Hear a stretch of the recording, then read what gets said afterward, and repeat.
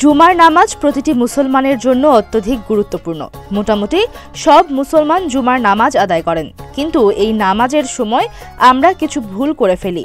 চলুন জেনে নিই জেনে বা না জেনে করা আমাদের ভুলগুলো কি কি।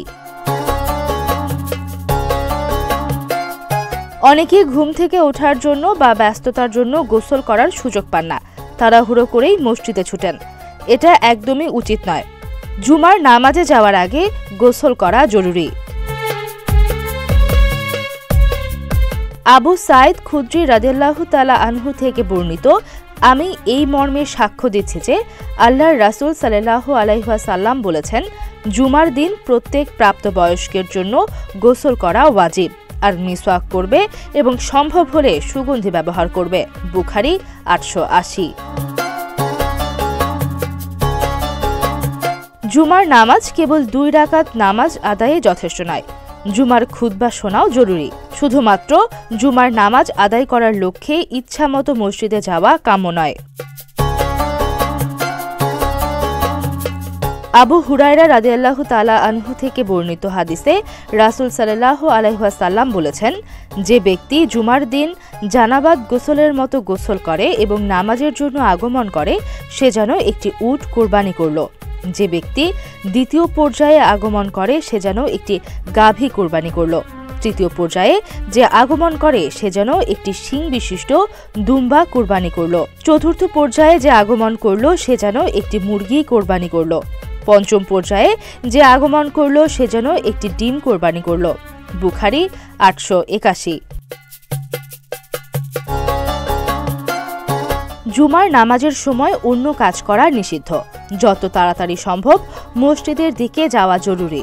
জুমার প্রথম আজান শোনার সঙ্গে সঙ্গে ব্যবসা কিংবা অন্য কাজ বন্ধ করে দেওয়া এবং নামাজের জন্য বিরতি দেওয়া উচিত। ইয়াহিয়া ইবনু সাইদ রহমতুল্লাহ থেকে বর্ণিত, আয়েশা রাদিয়াল্লাহু তাআলা আনহু বলেছেন, লোকজন নিজেদের কাজকর্ম নিজেরাই করতেন।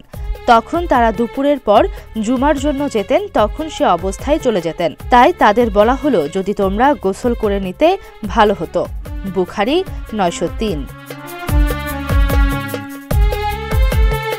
খুতবা শোনা জুমার নামাজের গুরুত্বপূর্ণ অংশ, তাই অন্য কাজে মনোযোগ না দিয়ে ঠিকভাবে খুতবা শোনা জরুরি।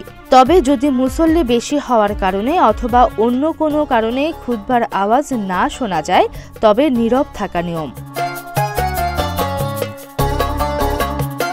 আবু হুরায়রা রাদিয়াল্লাহু তাআলা আনহু থেকে বর্ণিত হাদিসে রাসূলুল্লাহ সাল্লাল্লাহু আলাইহি ওয়াসাল্লাম বলেন, যে ব্যক্তি উত্তমভাবে ওযু করে জুমার নামাজে এলো, নীরবে মনোযোগ দিয়ে খুতবা শুনল, তাহলে পরবর্তী জুমা পর্যন্ত এবং আরও অতিরিক্ত 3 দিনের গুনাহ ক্ষমা করে দেওয়া হয়। আর যে ব্যক্তি অহেতুক কঙ্কর স্পর্শ করল, সে অনর্থক, বাতিল, ঘৃণিত ও প্রত্যাখ্যানযোগ্য কাজ করল। মুসলিম 1873। খুতবা শোনা ওয়াজিব। রাসূলুল্লাহ সাল্লাল্লাহু আলাইহি ওয়াসাল্লাম খুতবার সময় কথা বলতে নিষেধ করেছেন। আবু হুরায়রা রাদিয়াল্লাহু তাআলা আনহু থেকে বর্ণিত হাদিসে রাসূল সাল্লাল্লাহু আলাইহি ওয়াসাল্লাম বলেছেন, জুমার দিন যখন তোমার পাশের মুসল্লিকে চুপ থাকতে বলবে অথচ ইমাম খুতবা দিচ্ছেন, তাহলে তুমি একটি অনর্থক কথা বললে। বুখারী 934।